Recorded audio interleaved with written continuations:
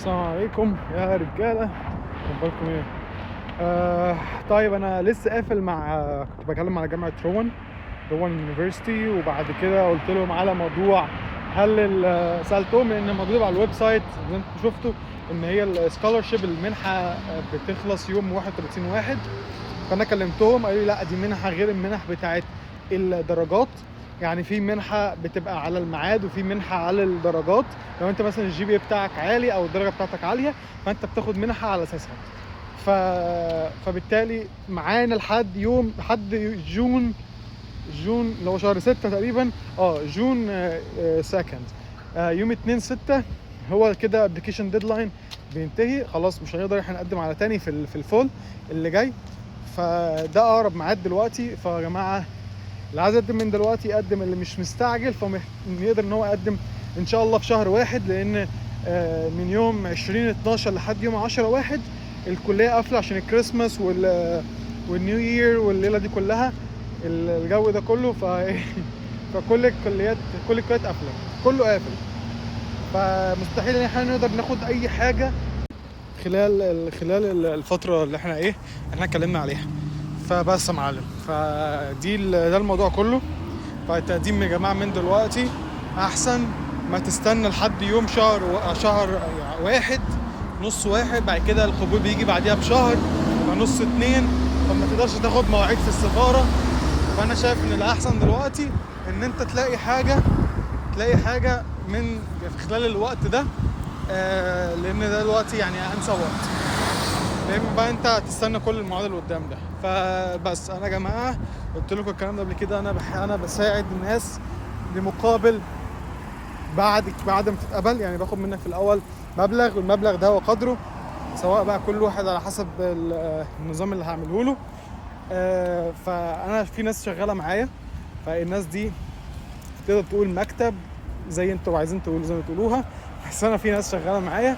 فالناس دي انا على حسب الحاجه اللي بتعملها لي بديهم جزء من المبلغ اللي انتوا بتدوه، زائد ان انتوا بدفع منه الكليه. فبقدم لك على كليه او 2 على حسب، يعني لا قدر الله الاولى دي ما اتقبلتش فيها فبقدم لك على واحده تانية من نفس الفلوس اللي انت بتدفعها. مبلغ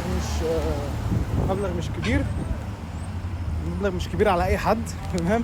غير الناس اللي بتتنصب عليكم بتدفع $2000 وفي الاخر بتترفض وبتضيع فلوس $2000 على الفاضي.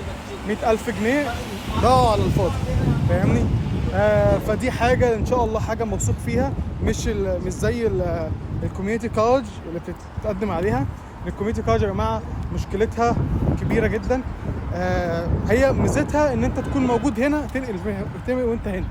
اما وانت من مصر فلا، ما تقدمش في كوميونتي كولج وانت في مصر. ليه؟ ان السفاره مش هتعتمد الكلام اللي انت بتقوله. ليه برضو؟ لان الكوميونتي كولج رخيصه. ازاي؟ انت دلوقتي واحد رايح تديهم، هم عايزين منك، بتقدم على حاجه، هم عايزين منك حاجتين: فلوس، يعني ياخدوا منك فلوس، والكليه هم ياخدوا من الكليه فلوس. حلو. فانت لو مش تدفع مبلغ قليل، هم يقبلوك ليه؟ انت فاهم؟ هي دي الفكره. هو مبلغ قليل، هو الكوميونتي كولج رخيصه، كلنا عارفين انها رخيصه. فبالتالي هو مش هيوافق ان هو مش هيديك الكوميونتي ان هي مش حاجه كويسه. بعدين دي دبلومه مش بكالوريوس، فاهمني؟ فالشرط عشان تاخد الفيزا شرطهم حاجتين: رقم 1 يكون معاك جامعه، رقم 2 يبقى انت كويس جدا، كويس في الانجليزي، مش جدا كويس في الانجليزي، ان انت تقدر تاخد بس محادثه معاهم ويشوفوا الشخصيه اللي قدامهم دي شكلهم ايه. انا طبعا بساعد في كل الكلام ده، وقلت قبل كده انا بساعد في كل الكلام ده. بقدم لك على الكليه، بخلص لك الابلكيشن بتاع دي 160 وخلصت ابلكيشن السفاره، بعمل لك كوتشنج محترم قبل السفاره ما بتخشها 3-5 مرات على حسب ما انت محتاج قد ايه، وبقول لك انت تقول ايه وما تقولش ايه وهتقولها ازاي. كل ده انا بساعدك فيه. كل ده انا بساعدك فيه. فبمقابل غير، يعني مقابل مش كبير. انا عمولتي باخدها بعد ما بتتقبل.